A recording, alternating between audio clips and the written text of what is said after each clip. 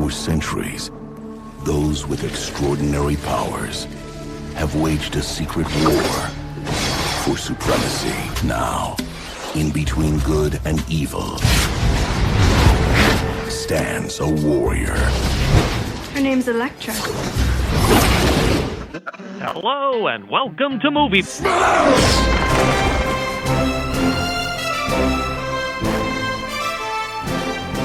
Welcome to Movie Smash, the podcast that looks at comic book movies that you may or may not remember.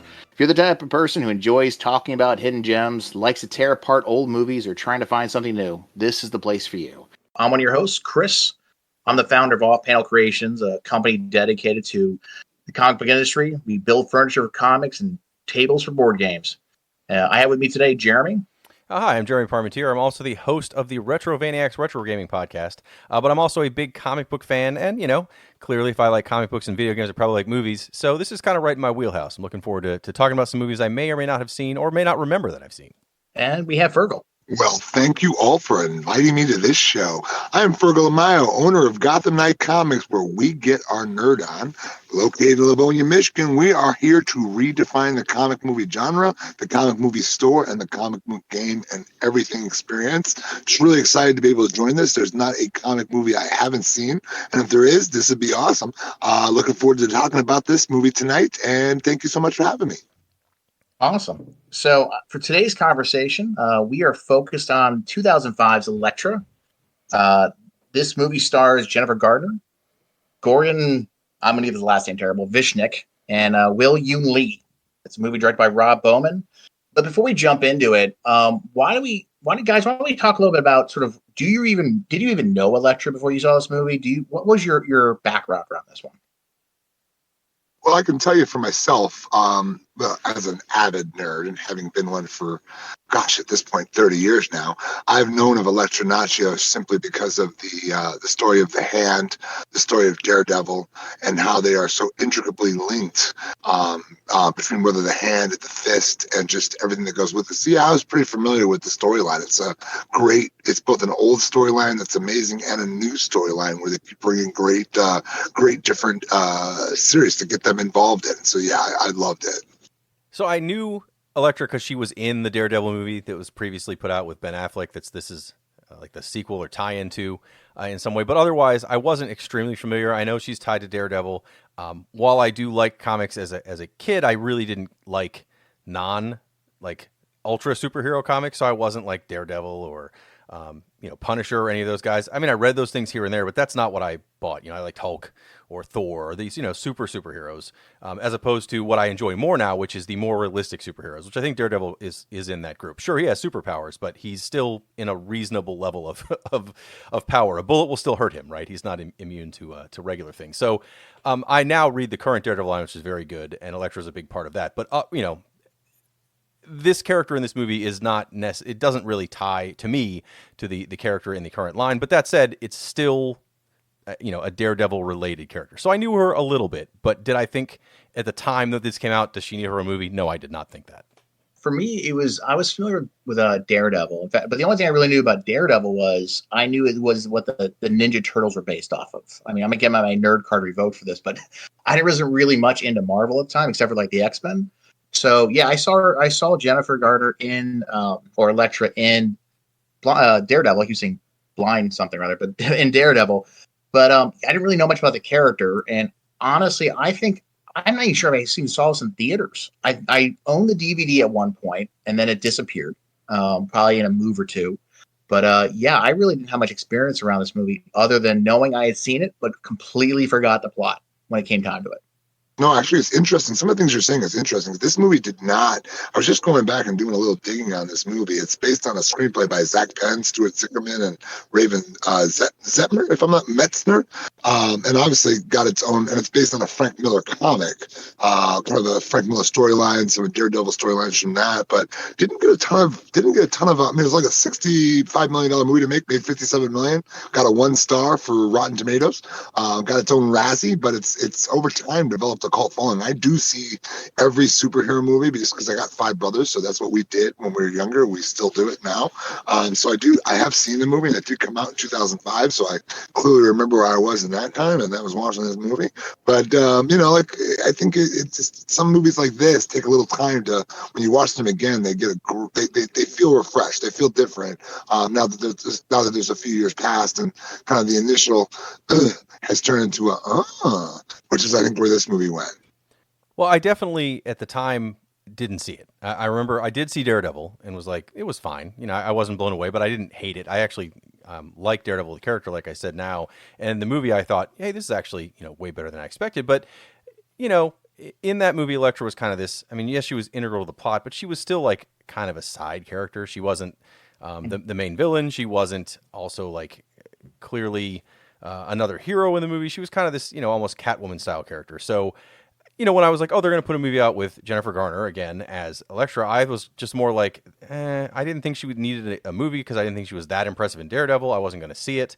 And, this is more calling myself out, but in this time frame, 2005, I'm in my early 20s. I have better things to do on a weekend night, even if that better thing to do was probably not the smartest thing to do. So I would not have rushed out to see a superhero movie unless it was something I had to absolutely see. So I had not seen this movie at all until we were going to talk about it for this podcast. So I'm seeing it for the first time in 2023. That's outstanding. That's definitely outstanding. I mean, again, I think the movie has some really cool characters in it. And to your guys' point, it's relatable in a sense that the heroes aren't too overpowered. The anti-heroes aren't too overpowered. There's some power there, but more skill than power. And there's just enough fantasticalism, if you will, to some of the bad guys that you got to enjoy that movie. And actually, it's interesting, when I was watching the assassins come off the boat, I know we haven't dived in that point, it really brought up, it was interesting. I freeze framed that, and I put it up against the movie that I do love, really much love, called Replacement Killers with Chow Yun-fat.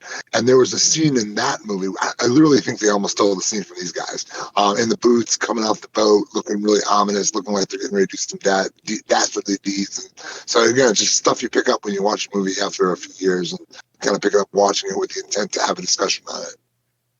Yeah, it's funny. Like I said, the first time I saw it was probably on DVD, and like I said, I do not remember seeing it in the theaters.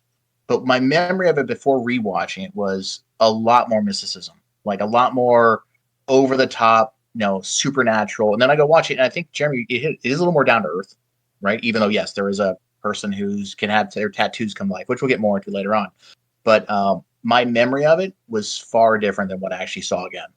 It's realistic when you compare it to the current era of superhero movies, right? Most of them are, they're punching planets. Like, this is not that. This is a very, for a superhero movie, a very down-to-earth character with a down-to-earth adventure. Sure, there's definitely some mysticism. There's definitely some things that are not just guys with guns, but it's not, there's not somebody trying to rip the world in half with their bare hands, which, in other superhero movies is like, yeah, of course that's what he's going to do.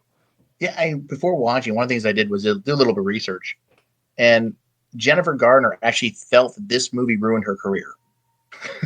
So I was going into it saying, this has got to be terrible. It is not. I'll give you that. But it was just funny, like, listening to how people felt about it at the time.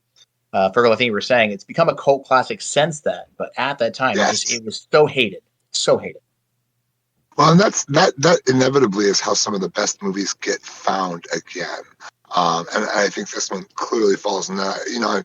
I love to do deep, dark, demon research into it. And so obviously one of the things I did after watching this movie is I watched the last couple seasons of the new Elektra. And there's a lot of bearing similarities. There's a lot of interesting, it's a little bit more gritty. Obviously falls in line more with the Defenders, the more the Charlie Cox kind of era of Elektra and Daredevil. But I think there's some similarities that can't be ignored. And while I don't know, there's probably a few movies in there that Jennifer Garner may have regretted picking up the script on, but I'm gonna put this one and say no. I think this one was not too horrible and she did look good in that red suit there. I'm not gonna lie about that. They did bring out the comic book accurate costume, to say the least. So why don't we jump into this? Just to give you a quick synopsis. This is your classic assassin for hire who nearly dies, starts thinking about their actual career path in life, I guess. and they get that next target, which breaks their heart, right? And that's the classic story. But I guess the spin on it is, and then demons show up. Going into it, Jeremy, I think you said it. You had not seen this movie beforehand, right? Correct. Were you familiar with any of the characters in there at all? I mean, Elektra. I was very familiar with the, and I mean, because again, I'm reading the current line. I knew who Elektra was, and I knew who Stick was.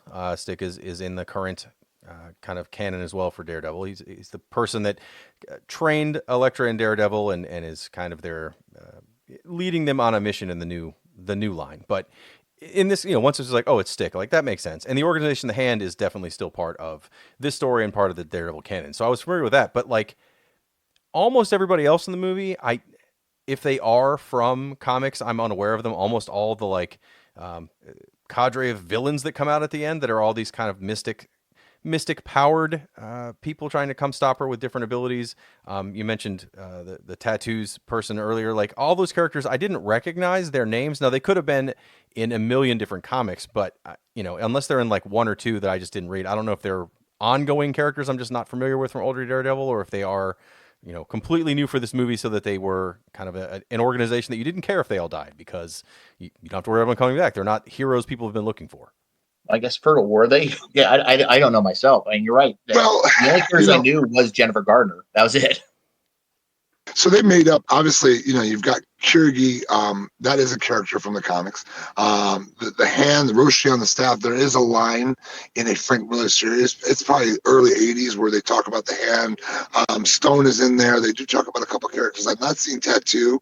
But, speaking on those characters, some of them, I think they're what made some of the movie kind of fun, right? Because oftentimes we give our bad guys less. They're obviously less. I always enjoy it when a bad guy gives a hell of a run for the money. And in some of these cases, some of these guys, I just thought they were like, I thought Tattoo was great, right? But I didn't see him in for you. Stone, also interesting as well. But I thought the young lady, Typhoid Mary, was probably the best. I just like the way I like the CG, the CG on that was amazing.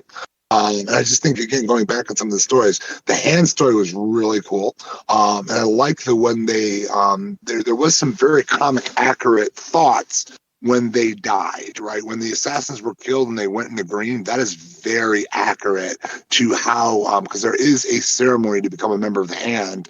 In essence, you're basically selling your soul. And so in selling your soul, you lose that soul to become as powerful and become a member of the Hand. Okay. Wow. Yeah, that's so cool.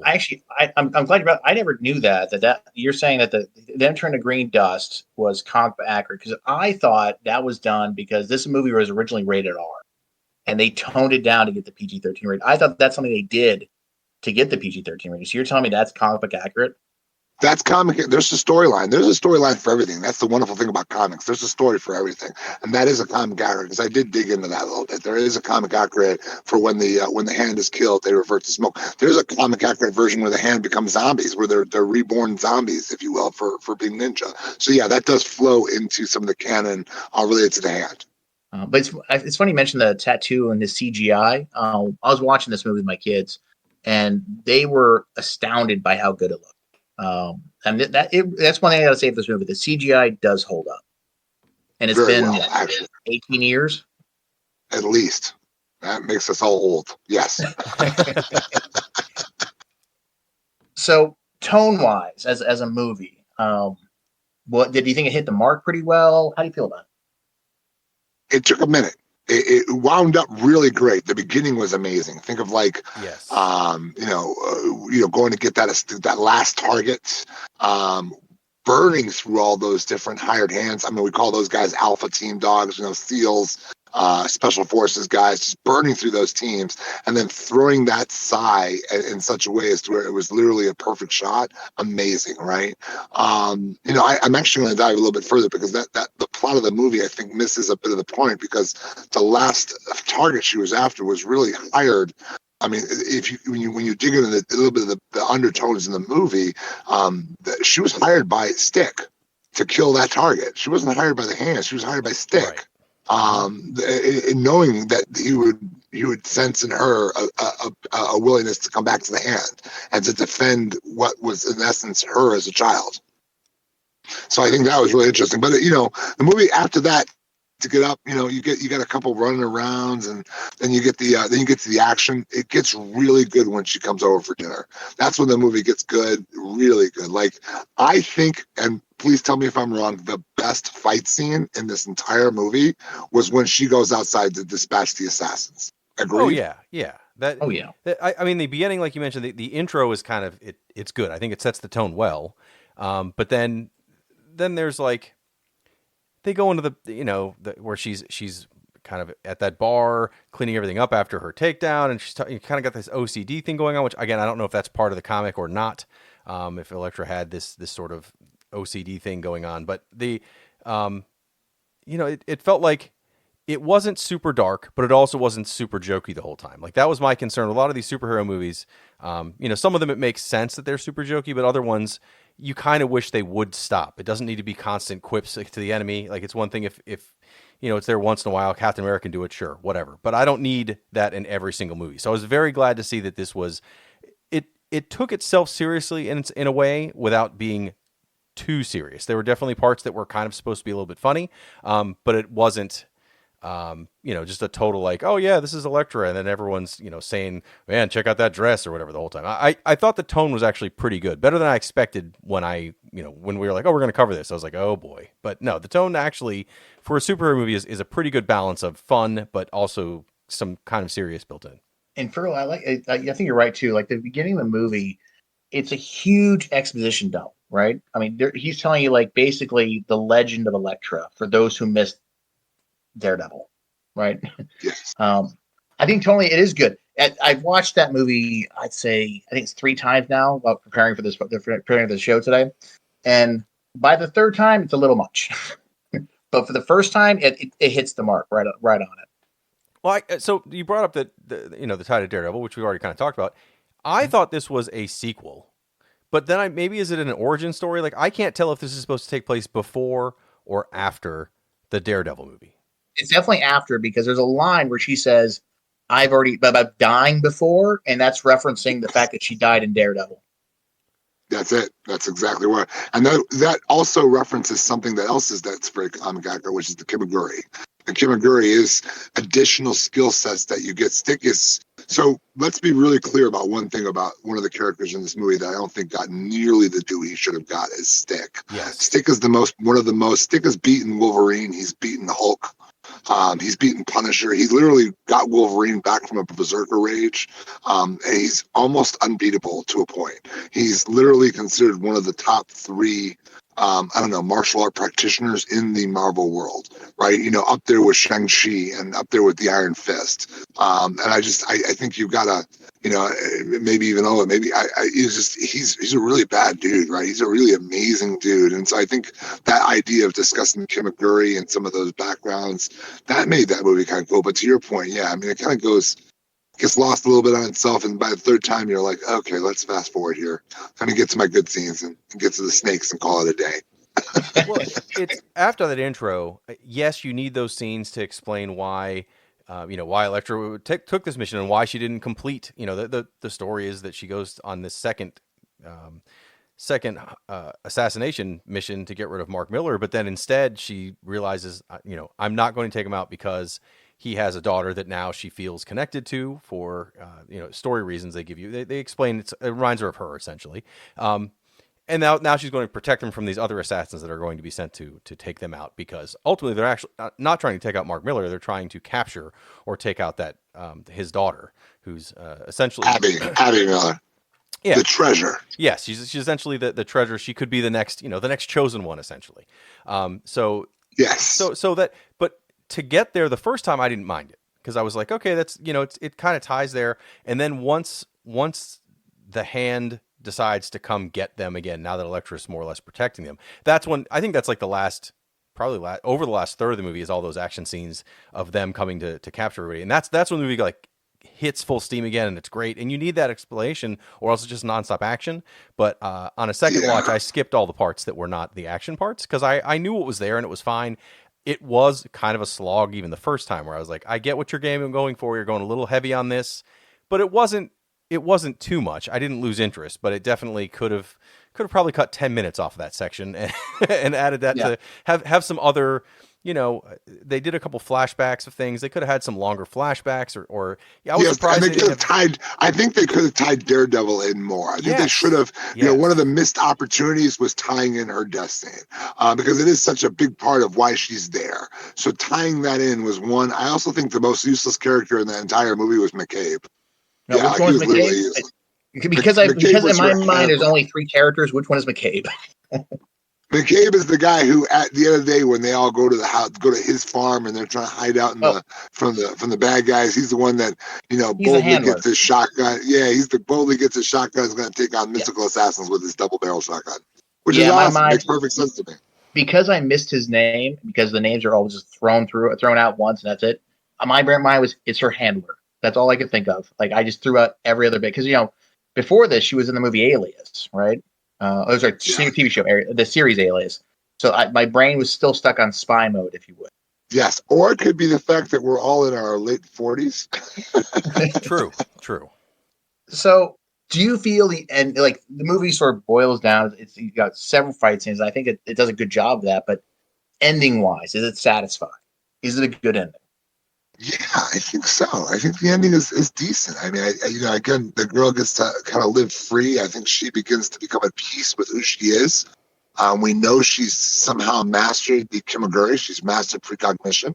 I think you could have opened up a Daredevil, like an actual sequel to Daredevil, because I think that's what this movie was attempting to do, was attempting to bridge left and then come back right. And I think because it was received so poorly, the bridge left never came back right.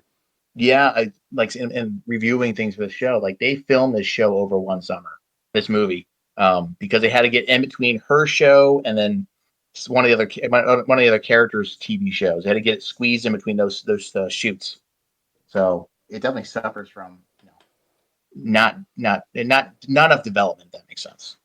Yeah, I thought the ending was fine. I enjoyed the movie when it ended. I didn't think anything was missing. I liked I don't want to say it was a surprise, but I liked the twist, kind of that Stick kind of saw this coming and knew that ultimately this would kind of loop her back in to his purview by getting sent on this mission, and it would kind of trigger her to become a better person, I guess. So I liked that. And, it was, I liked that it had a good bunch of fight scenes. It wasn't just, someone comes there and then there's, one fight that matters and the rest were just like mindless minions that you knock off, right? It was a good series of action, of different fights depending on which person she was fighting and different abilities. And there was actually, a chance where she could have, on not even like the last person, but there were several times where, she had Stick helping her and other people helping her because she's not an inhuman superhero. So it kind of also kept the sense of danger going, which I think is important in a movie like this. Actually, to circle back on something, you said she's not inhuman. Yeah. What was the whole thing? And I'm going to lean on you for this one. She had this ability to sort of like think of future steps. That's the Kimaguri. So Stick is an expert at the Kimaguri, so that's why I referenced Stick as the most popular. Remember, this is a blind guy who could spin around people and knock them out with a stick. That's all he carried around was a stick. And again, in this particular universe, and in almost any other universe, he's literally unstoppable. The movie has him very well put together in British, but in reality, he's like a beer swilling guy with a lot of crazy hair. You'd almost think he was a bum, except for the fact that he can take out anyone. The Kimaguri is a step in terms of his training in this particular martial arts, because really, if you want to get wonky nerdy, there's the hand and then there's the fist. The hand is the evil, the fist is the good.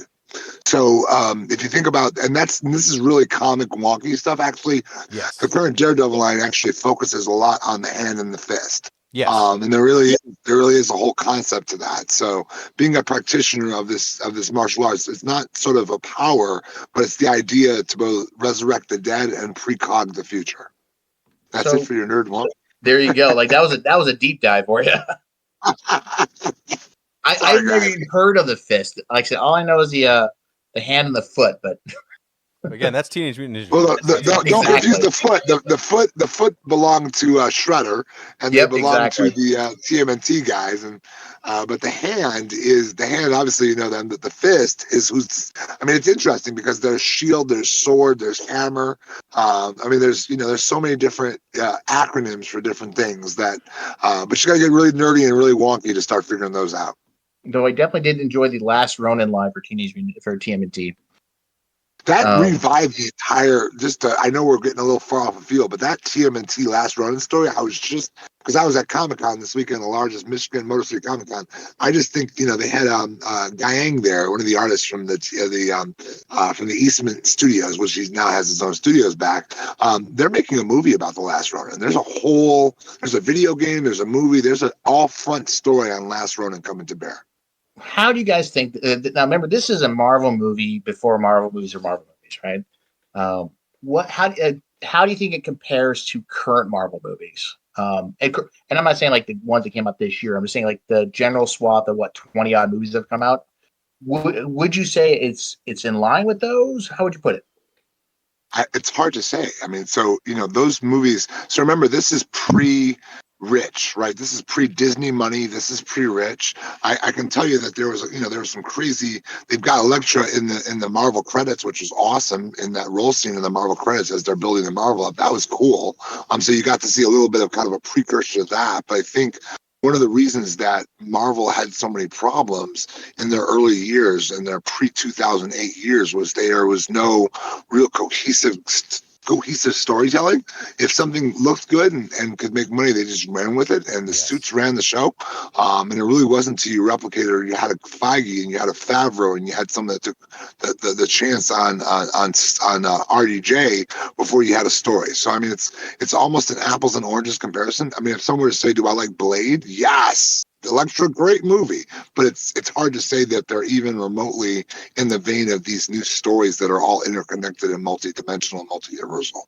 I think this would still work in the current series as far as the fact that it is kind of such a standalone, right? It does explain who this character is. And in the same way, I love the Marvel TV shows because I think they can kind of take a lot more chances and you can stretch out a lot of things to talk about, her training with Stick or her previous experience, or she has the flashbacks where her father's like, teaching her kind of some basic self-defense stuff. And there's all these things that they handled quickly and you understood what they were aiming at, but they would have had a lot more time to really dig into those things and explain her as a character more. I think this would actually work a lot more as one of their, short run 6-episode series.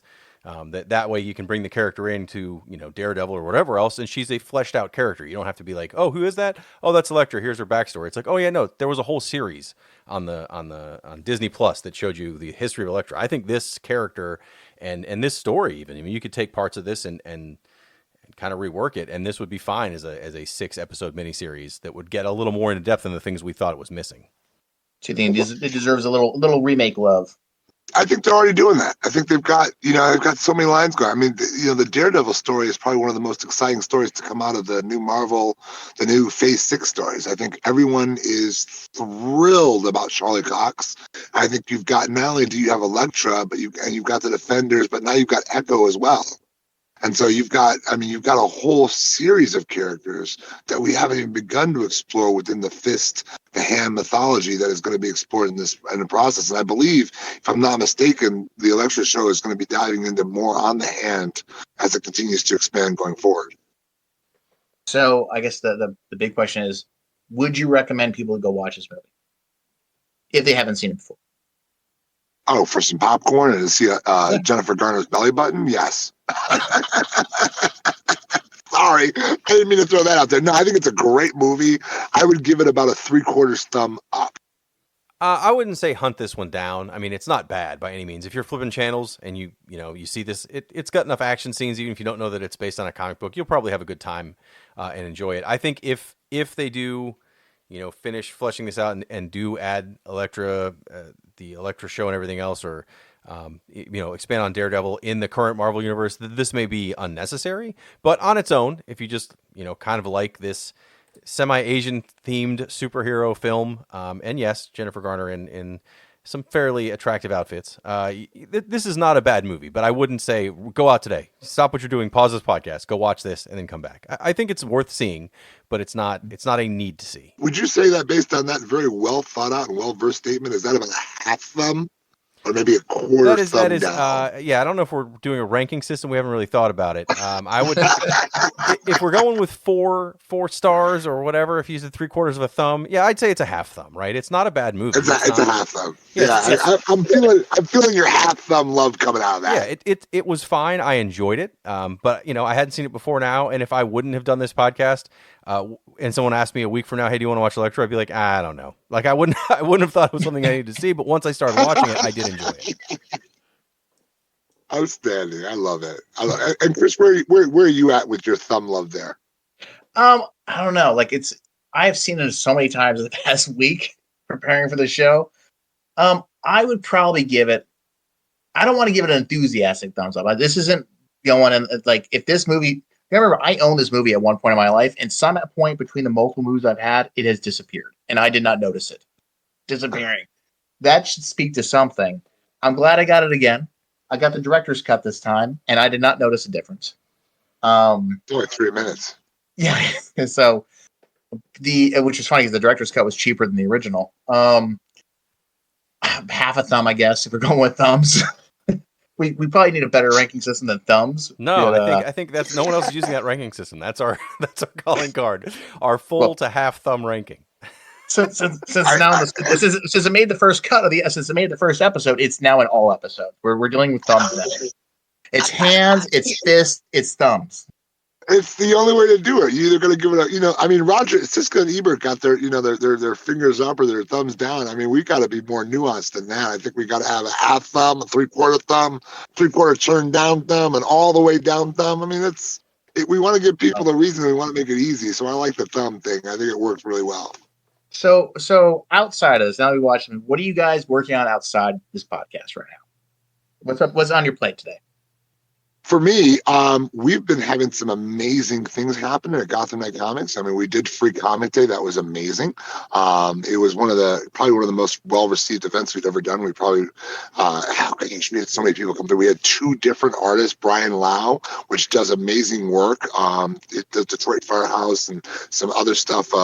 Astonished, which is another graphic novel. We had Desmond Dosert, who's just a young artist now starting to get his feet on the ground, does really great renderings on canvas. We had 2 cosplayers in. We just got done doing the Motor City Comic Con, which really was fantastic. I don't even think the second day there, it felt like it was Mardi Gras. I mean, you had to wave yourself through to get into groups and waves. If anyone's ever been to a Mardi Gras on a high tone, it was fun. What I'm really excited about is we are bringing an exciting, probably one of the hottest new artists, Lori Calcaterra. She is the author of a new book that I have been selling through like crazy called Path of the Pale Rider, which is literally one of the coolest books. It's like taking a mix of The Last of Us and bringing in a little bit of Cocaine Bear and throwing them together. And really the synopsis is very simply called The Dead Don't Die. And so we've got her in for an artist signing in about 2 weeks. So that's exciting. So we're just doing some big things out here, just trying to make stuff happen and have a great time. And of course, new comics every Wednesday. That's what we love. I along with doing the Retrovaniacs podcast, which we are, every month we do 5 episodes between our regular feed and our patron feed. So I'm constantly playing games there, but I have recently picked up the new Legend of Zelda game, which is taking up all my free time, Tears of the Kingdom. That's an excellent game if you like things like, the open world games, but not quite as involved as something like The Witcher. The physics in it is fun on its own. It's a great playground for that. So I've been playing a lot of that, and I'm also in a band called Subtastics, and I just did another podcast called Our Brains Hurt to discuss an album we put out during COVID that then had no time to tour and do any support for it. So if you like, kind of pop punk music or something similar, check out the most recent episode of Our Brains Hurt. I'm on there talking about Subtastics. Awesome. Well, thanks, guys. Thank you for listening to our first episode. We hope you enjoyed it. If you did, please remember to subscribe and tell your friends, and get ready for future episodes of Movie Smash.